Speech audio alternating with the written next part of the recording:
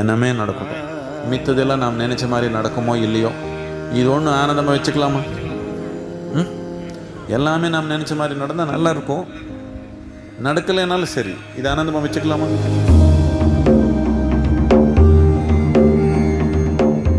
இந்த சாம்பவி மகாமுத்ரான்னு சொல்கிறது, இப்போ அது ரொம்ப எளிமையான ஒரு பயிற்சியாக இருக்குது.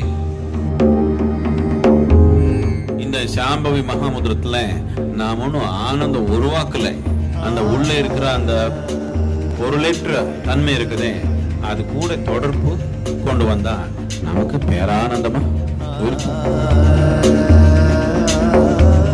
இந்த சாம்பவி மகாமுத்ரா என்ற ஒரு தொழில்நுட்பம், இது உயிரோடு இருக்கிற ஒரு தொழில்நுட்பம். இது சும்மா ஒரு பயிற்சி இல்லை, இது உயிரோடு இருக்கிற ஒரு தன்மை. கற்பனை பண்ண முடியாத அளவுக்கு இது வெறும் ஆனந்தத்தை பத்தி இல்லை. நம்ம திறமை, நம்ம புத்திசாலித்தனம், நம்ம வாழ்க்கையில நம்ம உருவாக்குற சக்தி எல்லாமே நாம பிரமாதமா நாம வளர்த்துக்க முடியும்.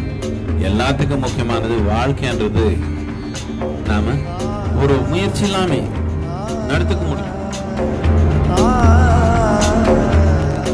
மனிதனா வாழ்றதே ஒரு அப்பாற்பட்ட ஒரு சக்தி. மனிதனா இருக்கிறதுன்னு ஒரு சாமானிய விஷயம் நினைச்சுக்க வேண்டாம். ரொம்ப பிரமாதமான விஷயம், ரொம்ப பிரமாதமான விஷயம்.